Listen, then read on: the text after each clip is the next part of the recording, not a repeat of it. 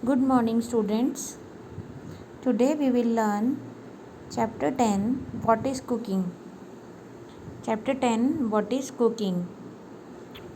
Here in this picture, you can see you have to color the space which have dots.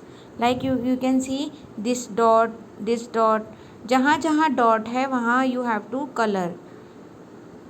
जब आप पूरे में ऐसे colour कर दोगे जहाँ जहाँ डॉट है तो आपको कुछ यूटेंसिल्स नज़र आएंगे. This one, this one, this one, this one, this one, और बहुत क्लियरली नज़र आएंगे.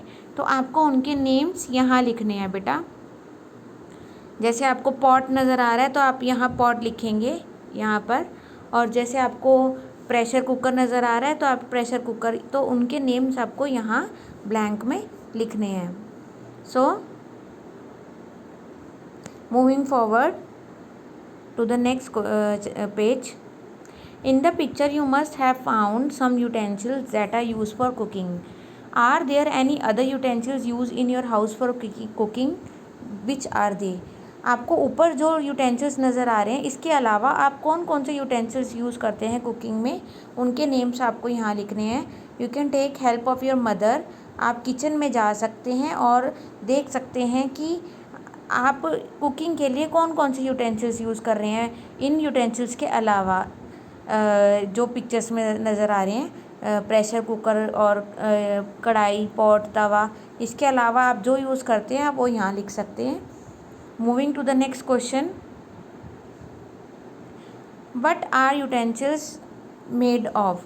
यूटेंसिल्स किस चीज़ के बने होते हैं?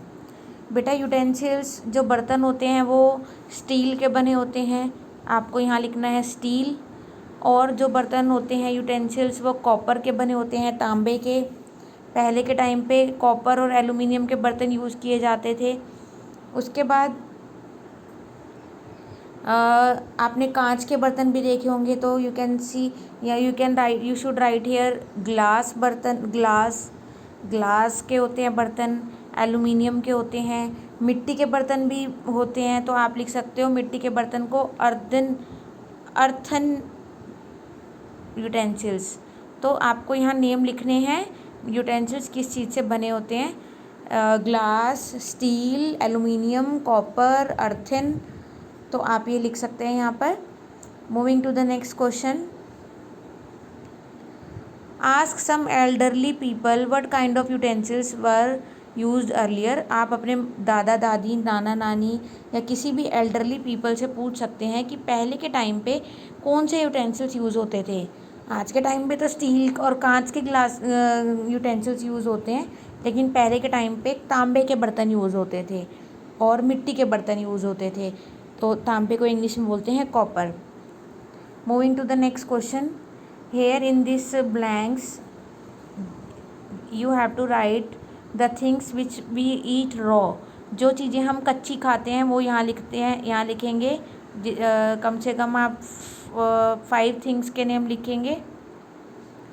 जैसे कि आप कैरेट कच्ची खा सकते हैं, कैरेट को पका के भी खा सकते हैं. तो यहाँ आपको लिखना है कैरेट, क्योंकि कैरेट को आप कच्चा खा सकते हैं.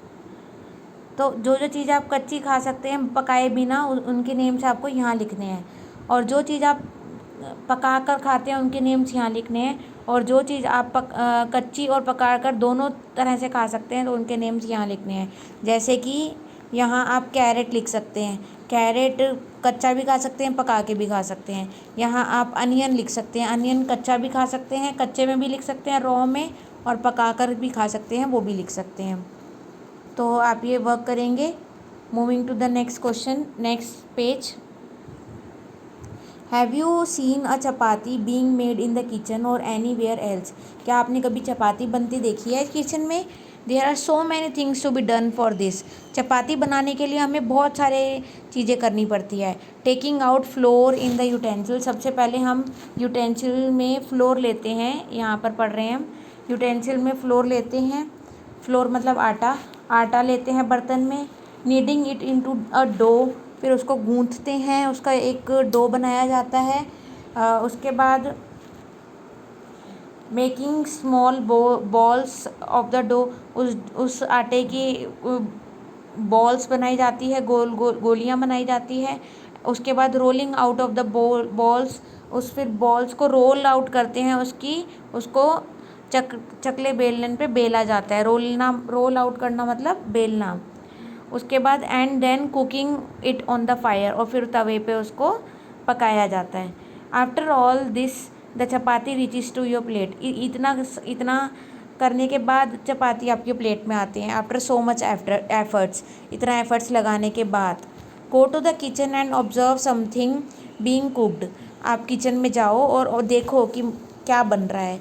But all was done to cook it, write the sequence, आपको सीक्वेंस लिखना है। Don't forget to write the name of the item being cooked, look at the notebook of your classmates and discuss in a group.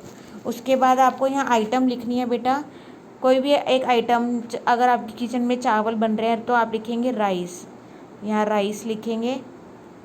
और rice बनाने के sequence लिखेंगे कि जैसे चपाती बनाने में किस सीक्वेंस में चपाती बनती है, ऐसी राइस किस सीक्वेंस में बनते हैं। आप कोई और चीज़ भी ले सकते हैं, आप टी भी ले सकते हैं। चाय, अगर किचन में चाय बन रही है तो आप देखो चाय बनाने के क्या सीक्वेंस है, तो आप उसको सीक्वेंस को यहाँ लिखना है 1 2 3 4 5 एंड 6। उसके बाद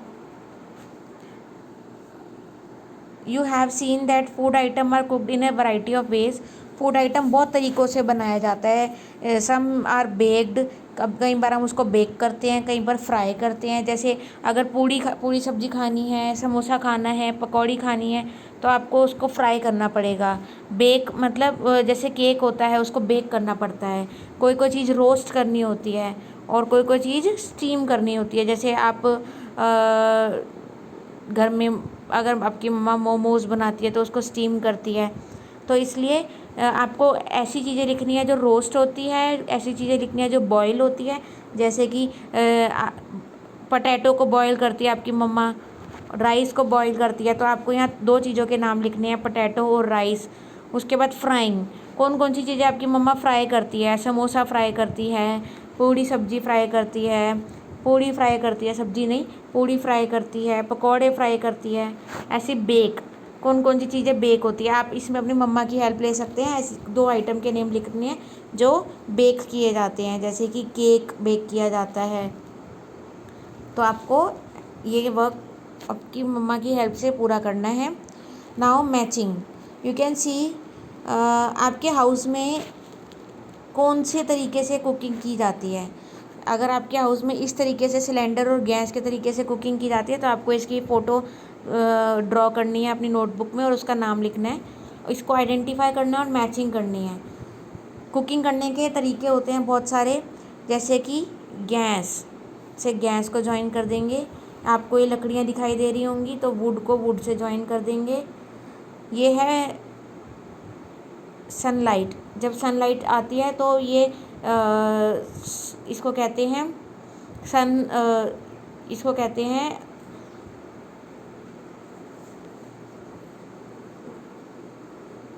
सोलर कुकर सनलाइट की हेल्प से चलता है।